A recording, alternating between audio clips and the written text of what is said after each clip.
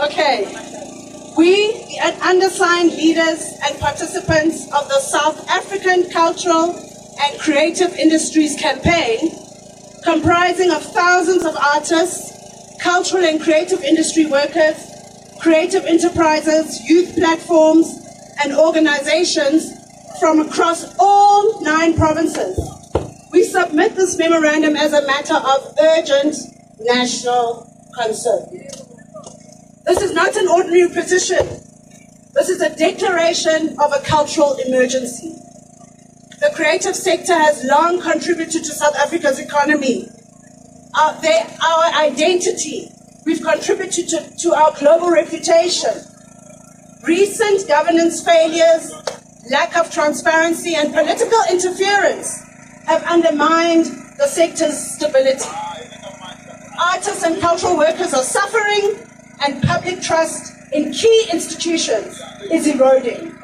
Without swift action, the sector risks irreversible damage. This memorandum, on behalf of the South African Cultural and Creative Industries Campaign, urgently calls for government intervention to prevent the collapse and capture of South Africa's cultural and creative sector. The sector is facing a crisis that threatens its institutions, its workers, the ability to attract investment, create jobs, and national cultural legacy. We represent a sector that has sustained national identity. We've contributed billions to GDP. We've employed thousands, and we've told the stories of a democratic South Africa to the world. Yet we are now forced to march. We are now forced to protest and to mourn the woeful dismantling of our sector. We are not here as beneficiaries. We are here as builders of a multi-billion-rand creative economy, as workers, as educators, as producers, as custodians and innovators. And we are watching the deliberate erosion of the very institutions meant to protect us and nurture South African creativity and advance our economy. This memorandum does not even contain every grievance. It's only the most urgent. These are not isolated incidents. There are visible symptoms of a systemic breakdown that has hollowed out accountability. It has crippled our institutions, and it has left thousands of creatives abandoned by the structures meant to support them. We call on the presidency to take visible and decisive action to prevent a further collapse, state capture, and irreparable reputational harm to the Republic's cultural institutions. Now, I will go into the demands. In terms of the governance failure and leadership crisis, Mr. President, the continued collapse of our institutions is not only being driven by a funding mismanagement, it's a catastrophic failure of leadership. The current minister has undermined the sector through unlawful interference, political intimidation, and sustained betrayal of a constitutional mandate. Yes. Let's be clear. His conduct is incompatible with public office. And his continued presence in his office dishonors all of us. It dishonors the workers and the practitioners and institutions he was appointed to serve. We therefore call on the President to separate the Department of Sport, Arts and Culture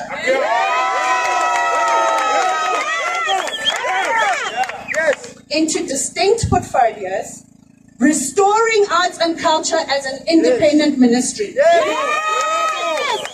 with its own dedicated leadership, its own dedicated budget, and its own strategic policy mandate. We want you to appoint, Mr. President, a qualified, credible, and sector-respected minister to lead the arts and culture portfolio. Someone with a demonstrable understanding of cultural policy, artistic practice, and constitutional governance. We have had enough. We want you to publish a presidential plan of action for the protection and the recovery of the cultural sector. Mr. President, this disrespect is throughout the state, from all levels. In the 2025 SONA, we got a passing mention of the burgeoning creative. No vision, no plan, no strategy at national level. We have had enough. We want a plan, a presidential plan. Now, onto the funding crisis. We are witnessing the deliberate erosion of the creative economy's funding infrastructure. It's not driven by a lack of funds, but it's administrative sabotage, legal misinterpretation, and political negligence. Let's start with the MGE, Mzansi Golden Economy. In January of 2025, the department unilaterally cancelled the MGE open call and subsequently compounded the impact by disqualifying all applicant in non-profit companies based on a blatant misreading of the Non-Profit Organizations Act. They violated Section 33 of the Constitution. They breached the Promotion of Administrative Justice Act. They directly contradicted their own policy frameworks and Treasury instructions and previous funding practice. And then they unjustly excluded hundreds of eligible, lawfully registered South African organizations, many of whom have decades of compliant public benefit delivery records. This is not a mere mismanagement. It is state-enabled sabotage of the arts. Now we demand the immediate release of all outcomes, scores, and disqualifications from that January call. We demand the reversal of the disqualification of compliant NPCs and the reinstatement of a fair adjudication process no later than the 31st of May. And then we want to sit down with you and we want to revise those MGE funding guidelines together. Now let's talk about the National Arts Council. They collapsed call. There hasn't been funding all year from the National Arts Council for the first time in democratic South Africa. So the fallout has been catastrophic. This is what government doesn't understand. They don't understand the impact. Productions have collapsed. Mid-development, contracts torn up, entire seasons erased overnight. National cultural platforms have been gutted. People can't get to the National Arts Festivals. Festivals and school programs are leaving stages empty and artists are being silenced. Township and rural creatives have been brutally locked out, with every pipeline to performance, production, and income severed. Entire value chains in the creative ecosystems, from lighting technicians, costume designers, to venues, crews, and youth ensembles. Everybody has been thrown into survival mode. It's not a scheduling delay. It is, again, a systemic failure of cultural delivery and a direct breach of the department's constitutional mandate to support equitable access to artistic expression and participation. This funding crisis, we therefore demand the immediate release of a 2025 core funding call by the NAC no later than the 31st of May. We want a full review of NAC funding criteria, adjudication influence, staff bias, and structural conflicts of interest. We want a full review. We want, again, to develop a co-designed, transparent, public funding framework to prevent future collapse. Now, let's talk about another funding problem. How people and institutions who have been given money have had their budgets unilaterally cut, some adjust by the department. Some with in excess of more than 50%, no conversation, no manners, no respect, nothing, just budget cuts. What must the people do with their projects? So, that is also a breach of law. You can't just arbitrarily cut budgets without giving proper reasons. So we are not here just for the MGE. There are plenty of problems here. Yes. And again, these problems are not because of the lack of money. Yes. These problems are choices that the department is making to our detriment. I want us to be very clear here what the root problem is. So, by doing this, they violated principles of transparency, equity, and administrative justice. I've got a whole long list of laws. I'm not going to read it here. We'll get it there at the DSAC. Okay. So, Mr. President, we demand an immediate presidential moratorium on all discretionary ministerial projects. So, if the minister wants to do a project on his own using our money, we want the president to put a stop to that right now until these issues are sorted. This includes any events funded outside of core program allocations. Award shows, while people are still struggling to see what they're going to do with these slashed budgets. We want a restoration of those slashed budgets to the affected institutions. We urge you, Mr. President, to instruct the Minister of Sport, Arts and Culture to take corrective action or to step aside. This practice by the department of increasingly exercising discretionary authority to reduce or withhold funding from established programs and institutions without prior notice, without published rationale, without transparent criteria.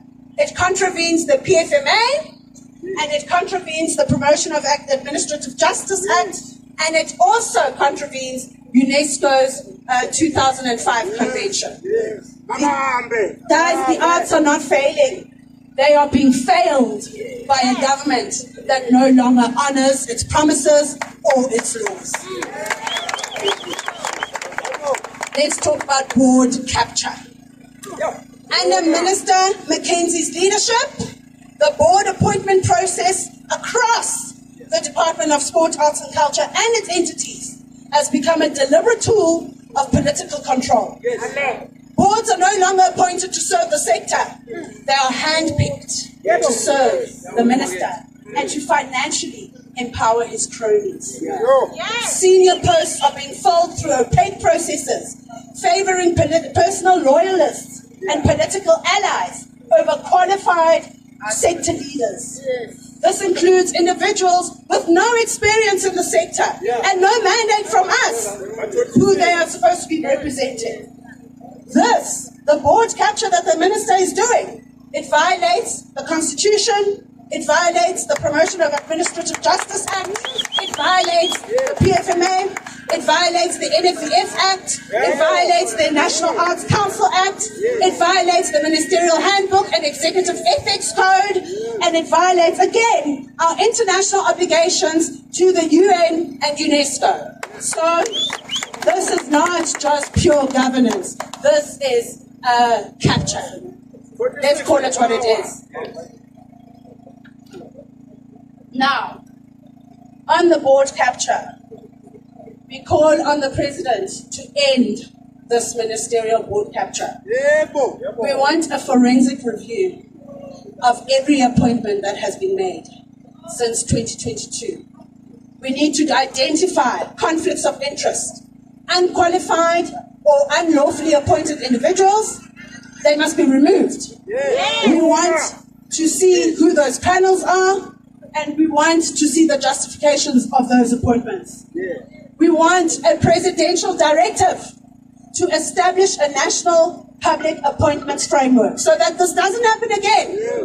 We can't just fix the problems. We must make sure they don't happen again. We want the removal of all board members, CEOs, and other officials who are found to have been appointed in breach of legal or procedural requirements, or whose conduct demonstrates political bias, mismanagement, or dereliction of fiduciary duties. And then we want to strengthen the legislation. We want amendments to the NFEF Act, to the NAC Act. We want to make sure that there is sector accountability in these board appointments. We want to limit ministerial discretion, and we want to note that board appointments are not deployment mechanisms. They are a constitutional responsibility.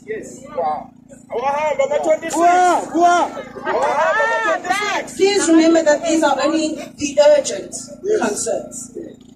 We want accountability for the general dysfunction of that DSAC. Parliament must investigate the minister's abuse of power, his failure to implement and the manipulation of the MGE. Parliament must investigate the DSAC executive management. Who is enabling the corruption in our institutions? There has to be somebody inside the DSAC who is enabling the corruption. We want to bring them to book. We want to enforce consequences for these violations and the entities. We want a moratorium on a suspension on everything. The board appointments, the discretionary programming, until all these audits have been completed. Now, please hang on to your coats. We're going to talk about the abuse of office, the public hostility and delegitimization of sector voices that the minister has shown on social media. Mr. President, we bring to your attention a matter that has not only shaken the morale of the creative sector, but has fundamentally damaged public trust in the office of the Minister of Sport, Arts and Culture. Minister Gayton McKenzie has used public platforms, including media briefings, social media, official statements, to disparage. He has used them to undermine.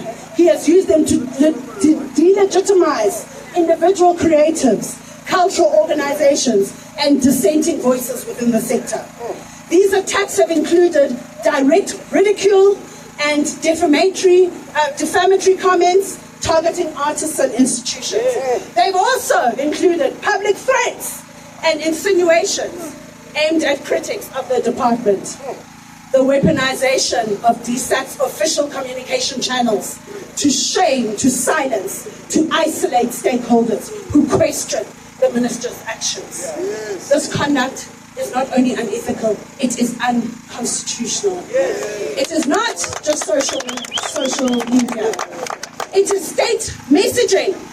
When the minister speaks, it is the ministry speaking.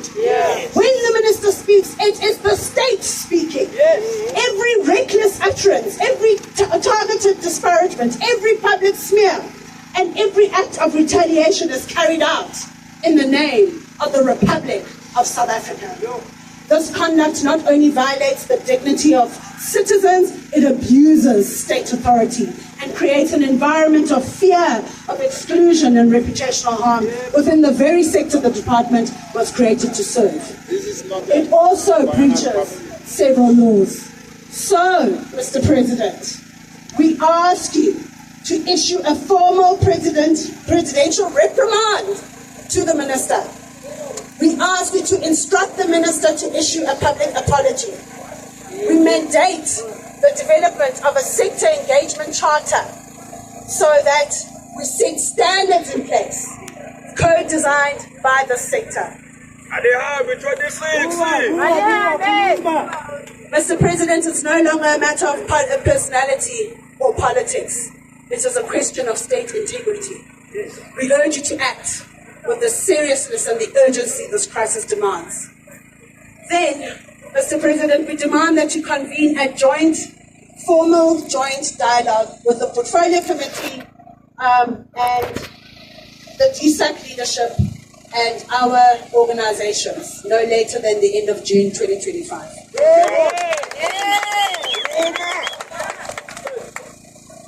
We are tired. Tired. No, we are already tired. We are are tired of artists dying in poverty. While they steal, we bury artists. We bury artists who were carrying greatness inside of them that had nowhere to take it. It's a disgrace. And yet the very people who are supposed to be championing our sectors are the ones championing themselves, and nothing ever happens to them. The corruption runs deep.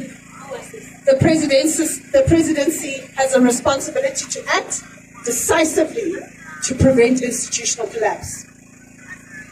We expect a formal response, sir, from the presidency no later than the 20th of May, 2025. If those demands are not addressed by that date, this campaign will escalate.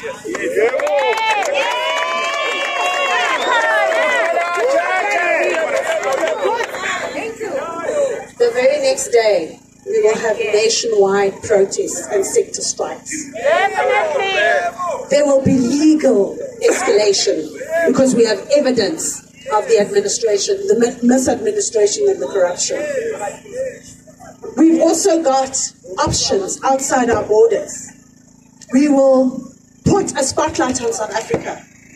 We will go to UNESCO. We will go to the UN Special Rapporteur. We will go to the African Union on human rights and people's rights.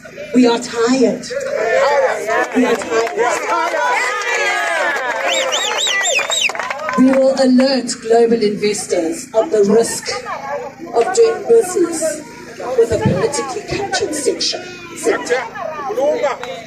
Now, sir, I'd like you to know that this memorandum is endorsed by a united coalition of cultural and creative sector organizations, including the Association of Entertainers of South Africa, the Cultural and Creative Industries Federation of South Africa, the Cultural and Creative Industries Guild of Africa, the Sisterhood Foundation, I Am for the Arts, the South African Association of Arts Administrators, the South African Arts and Culture Youth Forum, the South African Creative Practitioners Union, the South African Legends Forum, the South African Music Industry Council, the South African Poets Guild, the Tap and Clap Federation, and the Trade Union of Musicians of South Africa. And as you can see, it is further endorsed by the South Africans who consume our content and those who believe in cultural dignity. Life of an artist, bacho xa besipayisisa, glorifying drugs as a stage fright cure. You can try this just when you're about to grab your chance of staging. Excitement, you can't think out this industry, or should I say this killer dream, cause you will swear that from the start it was designed to kill artists. Bangakulwela when days are bright, unguthembekile. As a human being on Instagram, ungxekekile. Too much pressure, unrealistic expectations. Whoever said that is the perfect izulahlekisile. Is with us, wethembekile. Singiza wethembekile. Remedies within us, ezihwemba sibhebhekile.